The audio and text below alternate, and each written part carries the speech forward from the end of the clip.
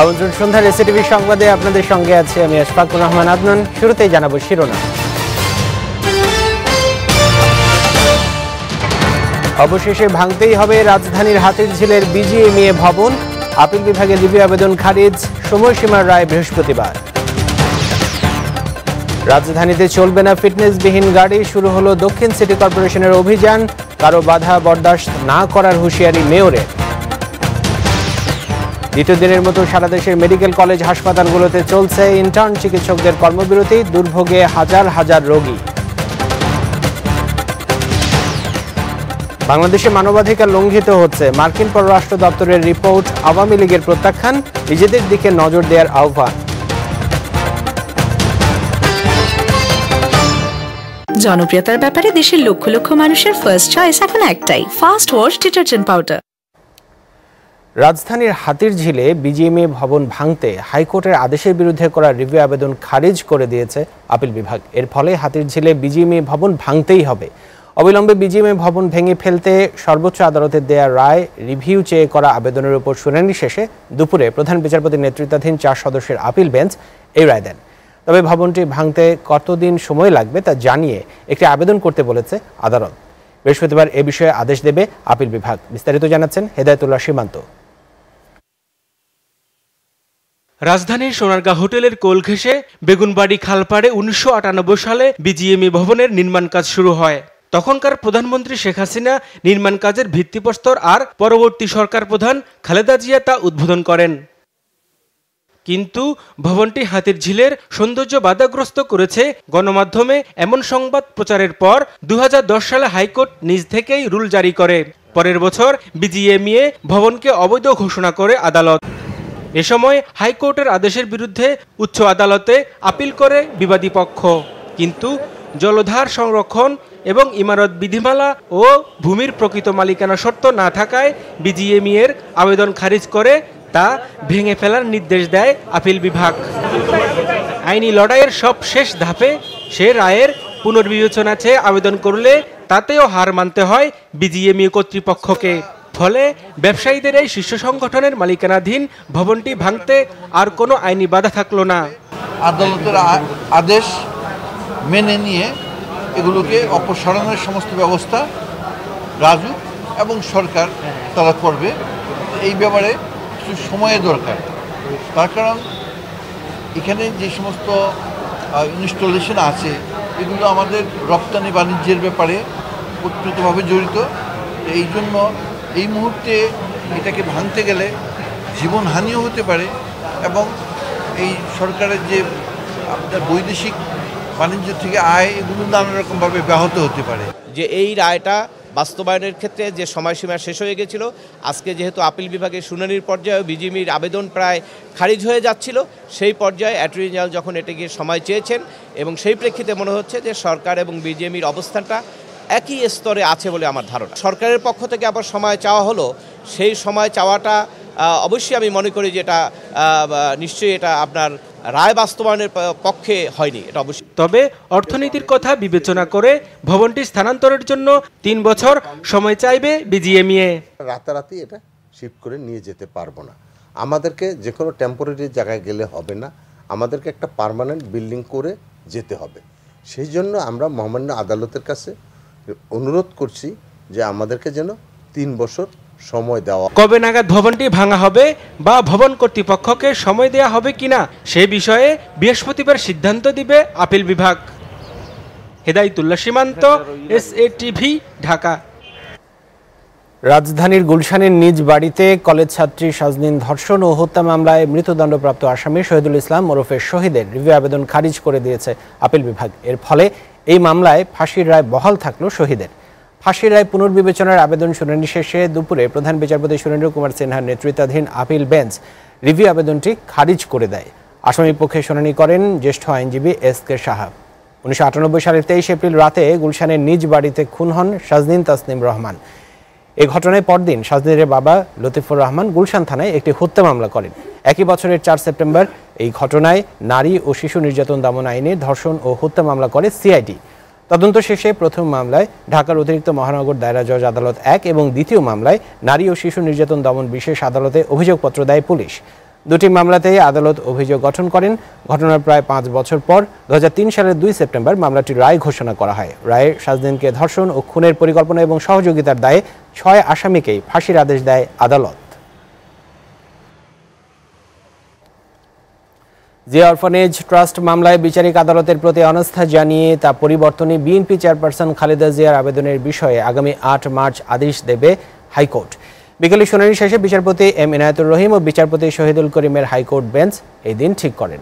আদালতে খালেদা জিয়ার পক্ষে শুনানি করেন জ্যেষ্ঠ আইনজীবী AJ মোহাম্মদ আলী, আর দুদকের পক্ষে ছিলেন আইনজীবী খুরশিদ আলম খান। গত 8 ফেব্রুয়ারি বিচারিক আদালতের প্রতি অনাস্থা জানিয়ে হাইকোর্টে আবেদন করেন বিএনপি চেয়ারপারসন। এছাড়া গ্যাটকো দুর্নীতি মামলায় খালেদা জিয়া সহ 19 আসামির বিরুদ্ধে অভিযোগ গঠনের শুনানি 9 এপ্রিল ধার্য করেছে আদালত। ঢাকার 3 নম্বর বিশেষ জজ আবু আহমেদ জমাদার নতুন এই তারিখ নির্ধারণ করেন। মামলাটির 4 আসামির পক্ষে হাইকোর্টে স্থগিতাদেশ থাকায় এই সময় মঞ্জুর করে আদালত।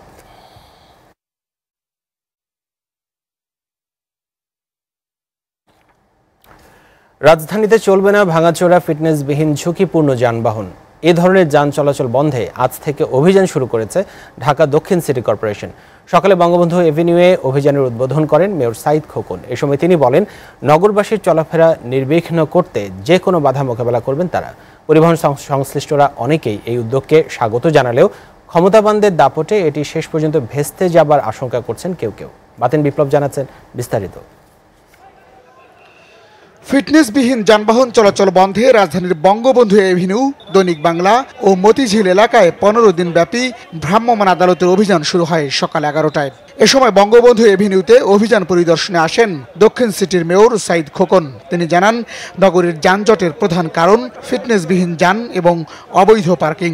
তাই যে কোনো উপায়ে এসব অবৈধ কর্মকাণ্ড বন্ধ করা হবে। বাস পরিচালনা এবং লেগুনা পরিচালনায় সহায়তাকারী যে সমস্ত অপ্রাপ্ত বয়স্ক ছেলেপেলে রয়েছে তাদের আচরণ অত্যন্ত আপত্তিকর। আইনের আওতায় এনে তাদের শাস্তির বিধান করা হবে। আমরা আজকে এটা শুরু করলাম। এই অভিযান পরিবহন ব্যবস্থাপনায় শৃঙ্খলা না আসা পর্যন্ত এই অভিযান অব্যাহত রাখবো ইনশাল্লাহ। ড্রাইভিং লাইসেন্স না থাকা, অতিরিক্ত যাত্রী নেওয়া, ভাড়ার তালিকা না রাখার অপরাধে জরিমানা, কারাদণ্ড ও অন্যান্য সাজা দিচ্ছে ভ্রাম্যমাণ আদালত।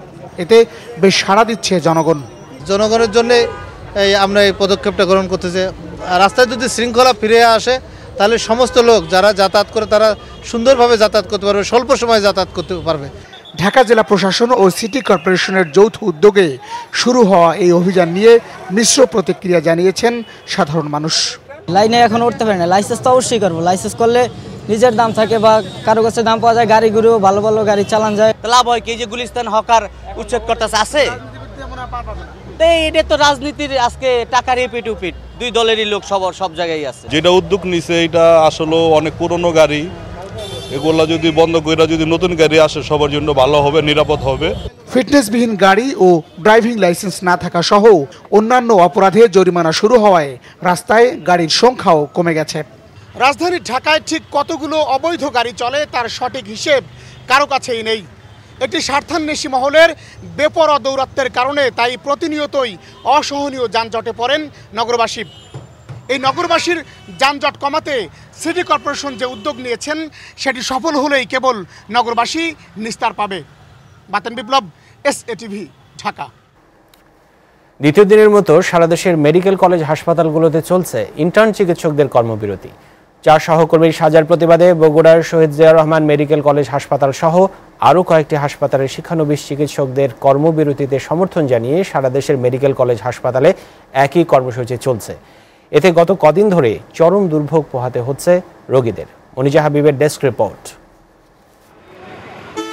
বগুড়ার শহীদ জিয়াউর রহমান মেডিকেল কলেজ হাসপাতালের ইন্টার্ন চিকিৎসকরা তৃতীয় দিনের মতো পালন করছে কর্মবিরতি। সাজা প্রত্যাহার না করা পর্যন্ত আন্দোলন অব্যাহত থাকবে বলে জানিয়েছেন আন্দোলনরত ইন্টার্ন চিকিৎসকরা। তবে হাসপাতাল কর্তৃপক্ষ জানিয়েছে বিকল্প ব্যবস্থায় হাসপাতালের রোগীদের চিকিৎসা সেবা দেয়া হচ্ছে। চট্টগ্রাম মেডিকেল কলেজ হাসপাতালের ইন্টার্ন চিকিৎসকরা মানববন্ধন ও সমাবেশ করেছে। তবে হাসপাতাল কর্তৃপক্ষ জানিয়েছে পর্যাপ্ত চিকিৎসক থাকায় চিকিৎসা সেবায় কোনো প্রভাব পড়েনি। আমরা এই দাবির কিন্তু প্রতিবাদ প্রথম থেকেই বিরোধিতা এবং প্রতিবাদ প্রথম থেকেই করে এসেছি। বরিশাল শেরেবাংলা মেডিকেল কলেজ হাসপাতালে আসেনি কোনো ইন্টার্ন চিকিৎসক, এতে বিড়ম্বনায় পড়েন মেডিকেলে ভর্তি রোগীরা। রোগী মরিয়া যাইতে আছে, কিন্তু হারা কইতে আছে আমি পারবো না, আরেক ডাক্তার দরকার, আরেক ডাক্তার পারবো না, আরেক ডাক্তারের দরকার, এইরকম করে। আমাদের যে ডাক্তার সাহেবরা আছে তারা সাধারণত 8 ঘন্টার জায়গায় এখন 12 ঘন্টা 16 ঘন্টা ডিউটি করতেছে। যারা কালকে নাইট করছে তারা কিন্তু এখন আবার দিনে কাজ করতেছে। আপনি দেখছেন অনেকেই সকালে আসছে, এখনো যায় নাই, কিন্তু কাজ করতেছে। সিলেট ওসমানী মেডিকেল কলেজ ও হাসপাতালের প্রধান ফটকের সামনের সড়কে অবস্থান নেন ইন্টার্ন চিকিৎসকরা। পরে ওসমানী মেডিকেল কলেজ সহ বিভিন্ন বেসরকারি মেডিকেল কলেজের ইন্টার্ন চিকিৎসকরা মানববন্ধনে অংশ নেন। রংপুর মেডিকেল কলেজ হাসপাতালের সামনে মানববন্ধন করেছে ইন্টার্ন চিকিৎসকরা।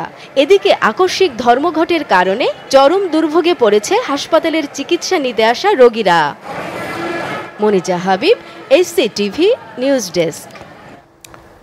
প্রয়োজনে কিয়ামত পর্যন্ত অপেক্ষা করা হবে, তবুও শেখ হাসিনার অধীনে নির্বাচনে যাবে না বিএনপি, বলেছেন দলের স্থায়ী কমিটির সদস্য গয়েশ্বরচন্দ্র রায়। দুপুরে ঢাকা রিপোর্টার্স ইউনিটিতে আলোচনায় তিনি কথা বলেন।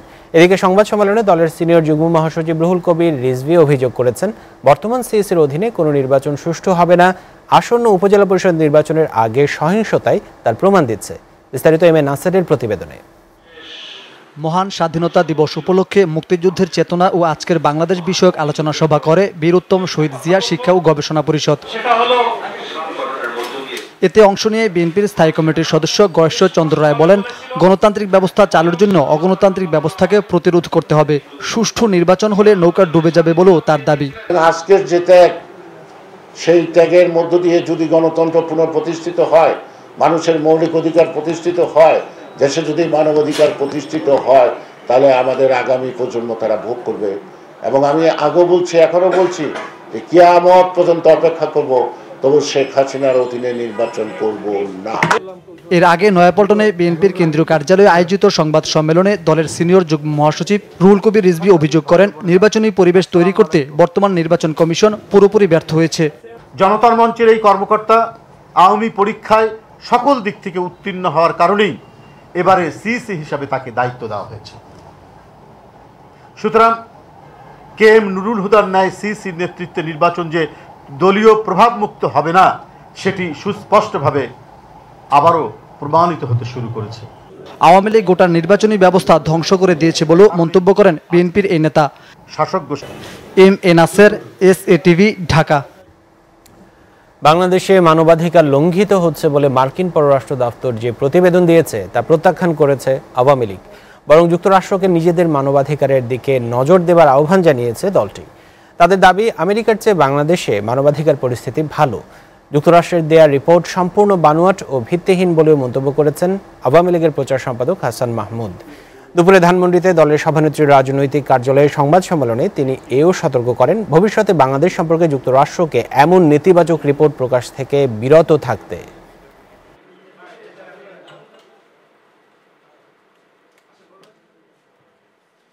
মার্কিন যুক্তরাষ্ট্রের পররাষ্ট্র দপ্তরের এই রিপোর্ট সম্পূর্ণভাবে প্রত্যাখ্যান করছি। বাংলাদেশের মানবাধিকার পরিস্থিতি মার্কিন যুক্তরাষ্ট্রের চেয়ে অনেকাংশে ভালো। বাংলাদেশে জঙ্গি দমন করার ক্ষেত্রে বাংলাদেশ সরকার, আমাদের নিরাপত্তা বাহিনী যেই সক্ষমতা প্রদর্শন করতে সক্ষম হয়েছে, সেটি ইউরোপের বিভিন্ন দেশ, এমনকি মার্কিন যুক্তরাষ্ট্র সেইভাবে দেখাতে সক্ষম হয়নি। এদিকে স্বরাষ্ট্রমন্ত্রী আসাদুজ্জামান খান কামাল দাবি করেছেন, বিশ্বের অন্যান্য দেশের চেয়ে বাংলাদেশের মানবাধিকার পরিস্থিতি অনেক ভালো। গুম খুন নিয়ে মানবাধিকার কমিশনগুলোর দেয়া তথ্য বিভ্রান্তিকর বলে তাঁর দাবি। রাজধানীর একটি স্কুলের বার্ষিক ক্রীড়া প্রতিযোগিতা অনুষ্ঠানে সাংবাদিকদের প্রশ্নের জবাবে তিনি এসব কথা বলেন। আমাদের দেশের গুম শতকরা 80% নানা কারণে আত্মগোপন করে, কিংবা মানে ব্যবসায়িক কারণ হতে পারে, নানান ধরনের কারণে এই সমস্ত যখনই আত্মগোপন করে কিংবা নিরুদ্দেশ হয় কিংবা পালিয়ে যায়, তখনই থানায় এসে ডায়েরি করে যে তারা গুম হয়েছে। আমাদের নিরাপত্তা বাহিনী 70% আবার ধরে এনে দেখিয়ে দিয়েছে এরা গুম হয়নি, এরা আত্মগোপন করেছে। ভারতের সাথে তিস্তা চুক্তি বাস্তবায়নে এখনও অনেকটা সময় লাগবে জানিয়েছেন পানি সম্পদ মন্ত্রী ব্যারিস্টার আনিসুল ইসলাম মাহমুদ। দেশের নদীগুলোর নাব্যতা রক্ষায় সিঙ্গাপুরের একটি প্রতিষ্ঠানের সাথে আলোচনা চলছে বলেও জানান তিনি। সকালে ঢাকা রিপোর্টার্স ইউনিটিতে মিট দ্য রিপোর্টার্সে মন্ত্রী এসব জানান। এম এ নাসেরের আরেকটি প্রতিবেদন। বহুল প্রত্যাশিত তিস্তা চুক্তি নিয়ে কাটছে না ধোঁয়াশা। এ নিয়ে ঢাকা দিল্লির মধ্যে কয়েক দফা আলোচনা হলেও এটি টেবিলেই আটকে আছে। আগামী এপ্রিলে প্রধানমন্ত্রী শেখ হাসিনার ভারত সফরে তিস্তা চুক্তি নিয়ে উল্লেখযোগ্য অগ্রগতি হবে বলে আশা সরকারের। ঢাকা রিপোর্টার্স ইউনিটির অনুষ্ঠানে এই বিষয়ে নানা কথা বলেন পানি সম্পদ মন্ত্রী। প্রাক্তন প্রধানমন্ত্রী মনমোহন সিং, শ্রী মনমোহন সিং, তিনি কিন্তু এখানে ঢাকায় যখন এসেছিলেন, এটা রুদ্ধ কক্ষে না, ঢাকা বিশ্ববিদ্যালয়ে ওপেনলি তিনি একটা কথা দিয়ে গেছেন যে we have an understanding on Teesta and this will be signed, it is a matter of time. এ সময় তিনি জানান, গঙ্গা ব্যারাজ নির্মিত হলে দেশে কোনো ধরনের নেতিবাচক প্রভাব পড়বে কিনা সেটি পরীক্ষা নিরীক্ষা করে দেখছে সরকার। গঞ্জেস ব্যারাজ নিয়ে আমাদের ভারতের সাথে কথা হচ্ছে, কারণ গঞ্জেস ব্যারাজের ভারতের সাহায্য আমাদের লাগবে। আমাদের গঙ্গা ব্যারাজের ব্যাপারে আমাদেরকে আবার পরীক্ষা নিরীক্ষা করে দেখার দরকার আছে, যদি অন্য কোনো সমস্যা যাতে সৃষ্টি না হয়। দেশের নদীগুলোর নাব্যতা ফিরিয়ে আনতে চলমান প্রকল্পের পাশাপাশি সিঙ্গাপুরের প্রতিষ্ঠানের সাথেও সরকার আলোচনা চালিয়ে যাচ্ছে বলে জানান পানি সম্পদ মন্ত্রী। M A Naser, SATV, Dhaka.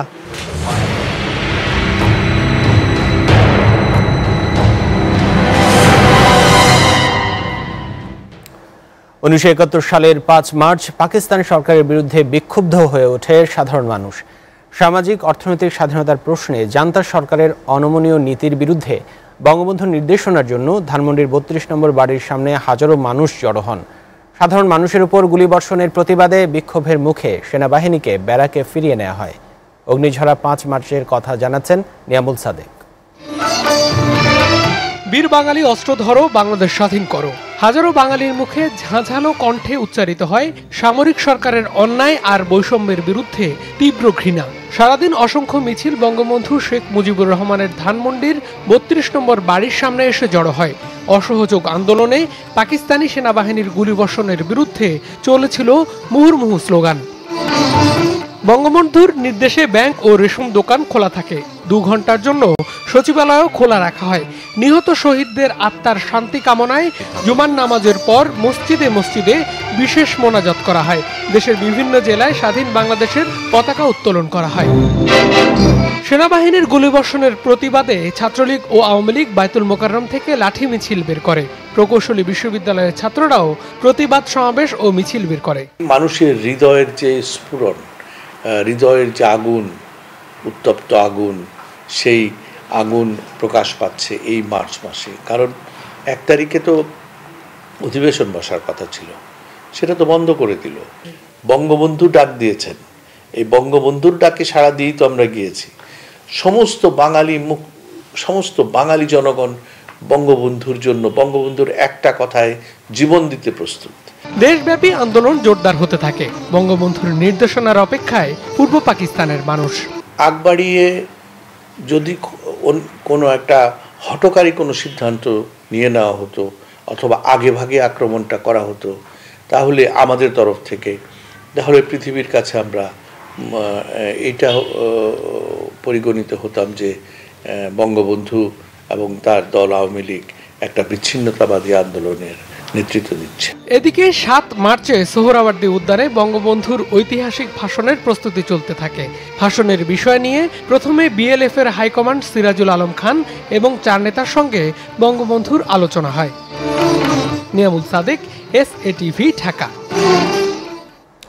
বিতর্কিত স্বাধীনতা বিরোধীদের 26 মার্চের কোন অনুষ্ঠানে আমন্ত্রণ জানানো যাবে না। মহান স্বাধীনতা ও জাতীয় দিবস উদযাপন উপলক্ষে সকালে সচিবালয়ে বৈঠক শেষে সাংবাদিকদের এই তথ্য জানান স্বরাষ্ট্রমন্ত্রী আসাদুজ্জামান খান কামাল।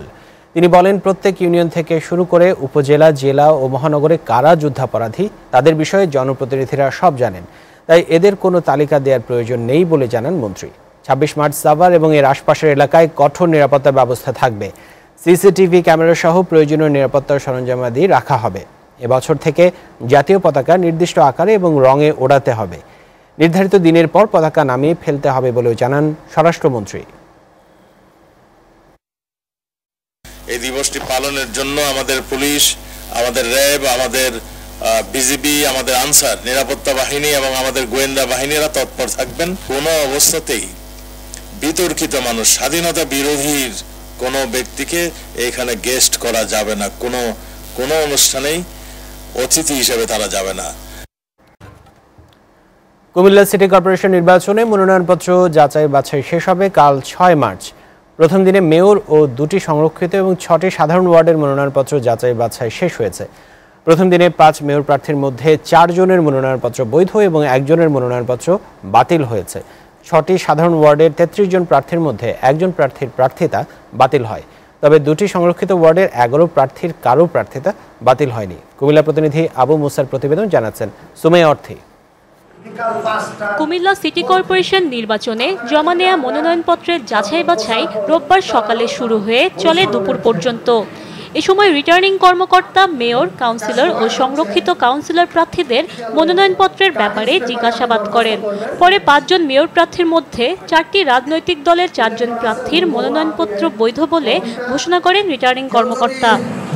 মনোনয়নপত্র বৈধ হওয়া 4 প্রার্থী হচ্ছেন আওয়ামী লীগের আঞ্জুম সুলতানা সীমা, বিএনপির মনিরুল হক সাক্কু, জেএসডির শিরিন আক্তার ও পিডিপির শোয়েবুর রহমান। প্রথমে তো শুকর করছি মহান আল্লাহ তাআলার দরবারে যে আজকে বৈধতা হয়েছে মনোনয়নপত্রের। আর আমি কুমিল্লার সকল মানুষের কাছে দোয়া চাই, ওনারা আমার জন্য দোয়া করবেন। গতবার আমি স্বতন্ত্রভাবে নির্বাচন করছিলাম, আমার দল নির্বাচনে না যাওয়ার কারণ হচ্ছে এবার তো দল সরাসরি নির্বাচনে অংশগ্রহণ করতেছে, আমিও নির্বাচন করছি, এবার আমার মার্কা দাঁড়িয়ে শেষ। বাতিল করা হয় স্বতন্ত্র প্রার্থী অবসরপ্রাপ্ত মেজর মামুনুর রশিদের মনোনয়নপত্র। আপিল করবেন বলে জানান এই প্রার্থী। উইথড্র করার পরে যে লোক 595টা ভোট পায়, 300 ভোটের যে অথরিটিতে থাকার কথা, এটা তো সিলি কজ। তো যেহেতু একটা নিয়ম আছে যে এটা অ্যাপিল করা যায়, আমি অ্যাপিল করব। প্রথম দিনের যাচাই বাছাই শেষে বিস্তারিত তুলে ধরেন রিটার্নিং কর্মকর্তা রকিবউদ্দিন মণ্ডল। 5 জন মনোনয়নপত্র দাখিল করেছিলেন। বাছাই শেষে মোহাম্মদ মামুনুর রশিদের মনোনয়নপত্রটি বাতিল করা হয়েছে। আগামী 30 মার্চ অনুষ্ঠিত হবে কুমিল্লা সিটি কর্পোরেশন নির্বাচন। গত 2 মার্চ শেষ দিনে মেয়র পদে 5 জন, সংরক্ষিত কাউন্সিলর পদে 42 জন এবং সাধারণ কাউন্সিলর পদে 145 জন মনোনয়নপত্র জমা দেন। STV news desk. সিলেটের কলেজ ছাত্রী নার্গিস আক্তার খাদিজা হত্যা চেষ্টা মামলার রায় ঘোষণা হবে 8 মার্চ। দুপুরে সিলেট মহানগর দায়রা জজ আদালতের বিচারক আকবর হোসেন মৃধা রায়ের এই দিন ঠিক করেন। এ সময় রায়টি বাংলায় দেবেন বলে ঘোষণা করেন তিনি। এর আগে আদালতে উভয় পক্ষের যুক্তিতর্ক উপস্থাপন করা হয়। আসামির সর্বোচ্চ শাস্তি হবে বলে আশাবাদ জানান রাষ্ট্রপক্ষের আইনজীবীরা। গত 3রা অক্টোবর সিলেটের এমসি কলেজ ক্যাম্পাসে পরীক্ষা দিয়ে বেরিয়ে যাওয়ার সময় কুপিয়ে মারাত্মক আহত করে শাহজালাল বিজ্ঞান ও প্রযুক্তি বিশ্ববিদ্যালয়ের ছাত্রলীগ নেতা বদরুল আলম। এ সময় বদরুলকে হাতে নাতে আটক করে গণপিটুনি দিয়ে পুলিশের হাতে তুলে দেয় প্রত্যক্ষদর্শীরা।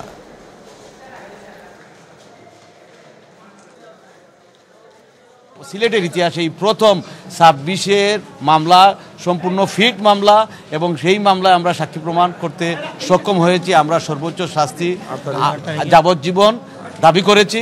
কথিত স্থানে যেটা ঘটনা ঘটে, সে নেশাগ্রস্ত ছিল, সে স্বাভাবিক ছিল না। তারপরে সে একজন শাহজালাল বিজ্ঞান প্রযুক্তি বিশ্ববিদ্যালয়ের ছাত্র। সেই হিসাবে আমি আমার বক্তব্য আদালতে উপস্থাপন করেছি। চাঁদা না দেয়ায় রংপুরে ব্যবসা প্রতিষ্ঠানে হামলা, ভাঙচুর, অগ্নিসংযোগের ঘটনায় জড়িত ছাত্রলীগ সভাপতি মেহেদী হাসান শিশির ও সম্পাদক মোস্তফা মাহমুদের বেগম রোকেয়া বিশ্ববিদ্যালয়ের ছাত্র তো নেই বলে জানিয়েছেন উপাচার্য একেএম নুরুন নবী। দুপুরে সাংবাদিকদের সাথে মতবিনিময়কালে তিনি কথা বলেন। উপাচার্য জানান, অনেক আগেই তাদের লেখাপড়া শেষ হয়েছে। এ সময় ব্যবসায়ীদের ওপর হামলার নিন্দা জানান তিনি। বিশ্ববিদ্যালয়ের ছাত্রলীগের আসন্ন সম্মেলনে প্রকৃত শিক্ষার্থীদের হাতে নেতৃত্ব দিয়ে সংগঠনটির গৌরব ধরে রাখার জন্য কেন্দ্রীয় নেতাদের প্রতি আহ্বান জানান উপাচার্য একেএম নুরুন নবী।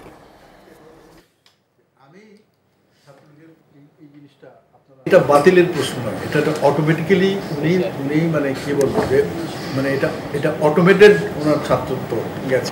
সেই 6 বছরেও সে তার ডিগ্রি কমপ্লিট করতে পারে না। কাজে এইটা আমাদের ডিক্লেয়ার করার ব্যাপার।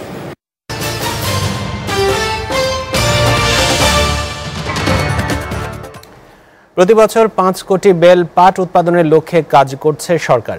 এই কাজের অংশ হিসেবে আগামী বছর 1 কোটি বেল পাট উৎপাদন করা সম্ভব হবে। জাতীয় সংসদ ভবনের সামনে আয়োজিত চিত্রাঙ্কন কর্মসূচি উদ্বোধনী অনুষ্ঠানে এসব কথা জানান পাট মন্ত্রী ইমাজউদ্দিন প্রামাণিক। 6 মার্চ পাঠ দিবসকে সামনে রেখে আয়োজিত চিত্রাঙ্কন কর্মসূচিতে পাঠ প্রতিমন্ত্রী মির্জা আজম জানান, ধানের মতো বছর জুড়ে পাঠ আবাদের পরিকল্পনা করা হচ্ছে। সরকারি প্রচেষ্টার ফলে পাটের বস্তার অর্ডার 10 কোটি থেকে বাড়িয়ে 70 কোটিতে উন্নীত করা সম্ভব হয়েছে। কর্মসূচিতে পাটের ক্যানভাসের ছবি আঁকেন হাশেম খান সহ দেশ বরেণ্য চিত্রশিল্পীরা।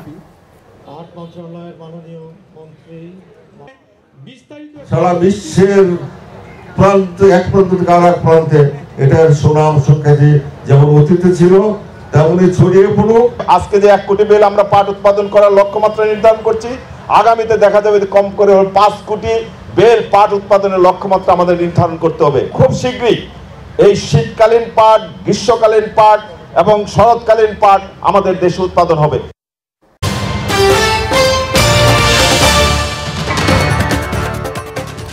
দক্ষিণ সোমালিয়ায় দুর্ভিক্ষে গত 48 ঘন্টায় কমপক্ষে 110 জন মারা গেছে। তীব্র খরায় পুরো অঞ্চলে ছড়িয়ে পড়েছে ডায়রিয়ার প্রাদুর্ভাব।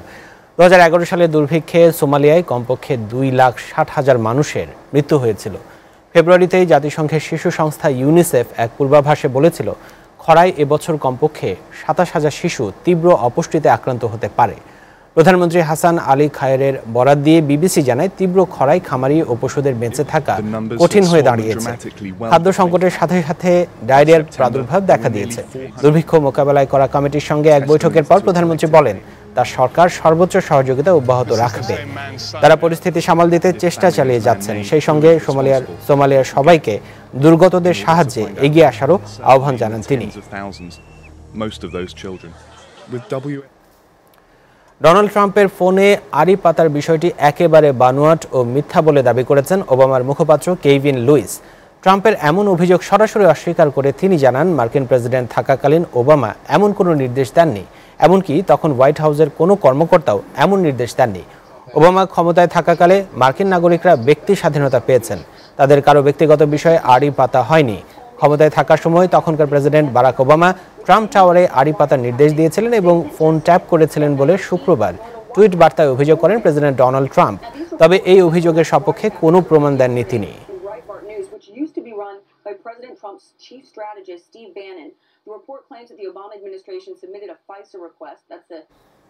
আইএস জঙ্গিদের হাতে নিহত জার্মান নাগরিক জুরগেন কান্টনারের গলাকাটা মরদেহ উদ্ধার করা হয়েছে বলে জানিয়েছে ফিলিপাইনের সেনাবাহিনী। গত নভেম্বরে মালয়েশিয়ার সাবাহ প্রদেশে জুরগেনকে একটি ইয়ট থেকে অপহরণ করে নিয়ে যায় আইএস সমর্থিত আবু সায়াফ জঙ্গি গোষ্ঠী। তারা এই জার্মান নাগরিকের শিরোচ্ছেদের ভিডিও ছাড়ার আগে $6 লাখ মুক্তিপণ দাবি করেছিল। ওই ইয়টে জুরগেন ছাড়াও তার সঙ্গী সাবিন মার্জ ছিলেন। তাকে সেখানেই গুলি করে মৃতদেহ ফেলে যায় জঙ্গিরা। এর আগে 2008 সালে সোমালীয় জলদস্যুরা অপহরণ করেছিল এই দুজনকে। তখন $6 লাখ মুক্তিপণ দিয়ে সেখান থেকে ছাড়া পেয়েছিলেন তারা।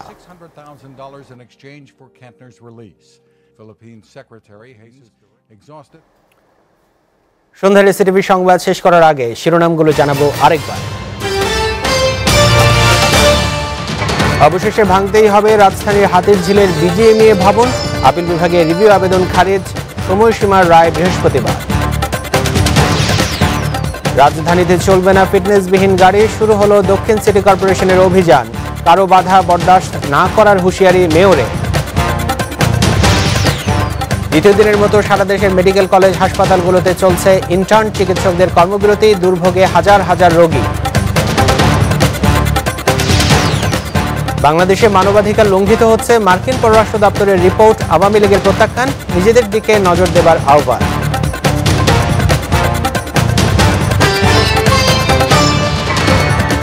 এই ছিল সন্ধ্যার এসিটিভি সংবাদে সবশেষ সংবাদ জানতে ভিজিট করুন www.sctv.tv। সঙ্গে থাকার জন্য ধন্যবাদ সকলকে।